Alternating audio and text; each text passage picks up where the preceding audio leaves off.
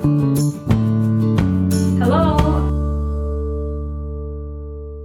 everyone, and welcome to my channel. In this video we will be painting a galaxy, and for that I will be using this Clairefontaine watercolor paper. This is 20 by 40 centimeters and I divided it into 4 parts. It is also 300 GSM or 140 pounds. First I will start with pre-wetting the entire paper, the part I'm gonna paint. And for that I'm using this larger brush. You can use just basically any brush you have, and pre-wet it. Just be careful not to have any puddles. It has to be evenly wet.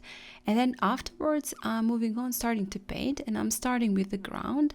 For that I'm using this brownish mixture, and as you can see it is quite watered paint, and I do want it to be very light, not quite saturated, so that is the reason why I'm using a lot of water in my paint. And I'm just painting some parts a little bit lighter, some parts a little bit darker, because I do want it to look as though there is some water between those mountains, or maybe some mist. So that is the reason why some parts are a little bit lighter and some a little bit darker. Also, as you can see, it did bleed up into the sky slightly, but that is also fine. So after that, I'm moving on to painting the sky, and for that I'm using this quite dark blue color.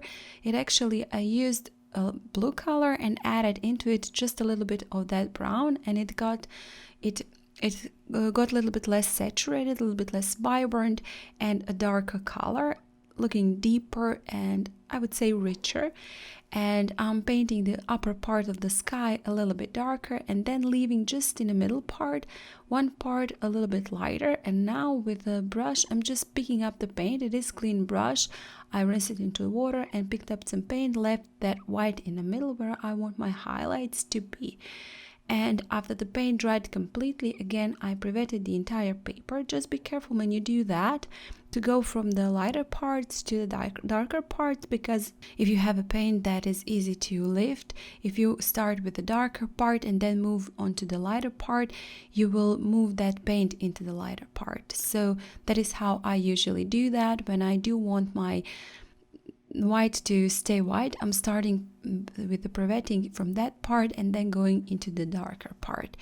And also I've sprinkled now some clean water. That was just some clean water sprinkles, because I do want some parts to be also left a little bit lighter and a little bit highlighted. I don't want one same even wash in my sky, so that is the reason why I'm also doing those rounder strokes, making some parts a little bit also darker, some lighter, looking though as there is some light there in the space, maybe from the stars or whatever, but I just do want it to be slightly different and not completely one same even wash.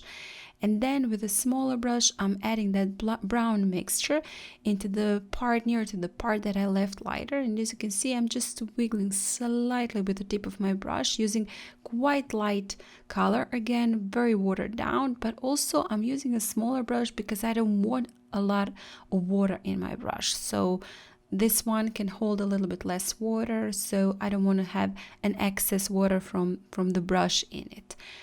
And when finished with the sky, I'm moving on to painting the mountains. And first one, I'm starting quite lighter, those again with that brown mixture, but this time just a little bit darker than the water, and adding that darker paint again into the water, into that left part, which I do want to look as though it is a ground, and a little bit to the left maybe some water. And as I said, I've painted it quite light, and now maybe it would be easier if I started with those mountains that are further away from us, but when I've painted those near to us, I decided I do want to add those a little bit further away. So that is the reason why I added it now. But when you paint the top and the bottom, just rinse your brush, and with a brush with a clean water, just smudge that lower part. That would make it look as though it is somewhere a little bit further, maybe some mist around it. So just smudge that lower part of the mountain and it will give you that impression.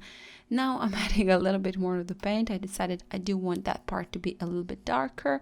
So I've added a little bit more of the pigment and then again smudge it downwards, making it look as though it is in a mist.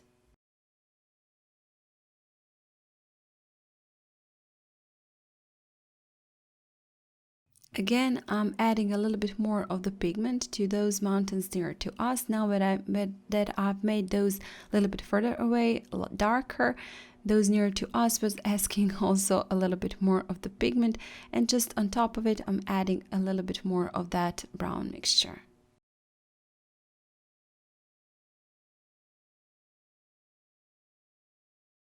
When that all dried completely, the sky when dried completely, I've just used a white gouache, and with my little smaller brush I've tapped in some sprinkles for the stars. Now I'm using this quite stiff brush because it does give you those little small stars, and I think this one is perfect for that. So I've used that brush to add the smallest stars. Also, the mountain nearest to us, the rock or mountain nearest to us, is the darkest. So into my mixture, I've added a little bit of the black to paint in those mountains.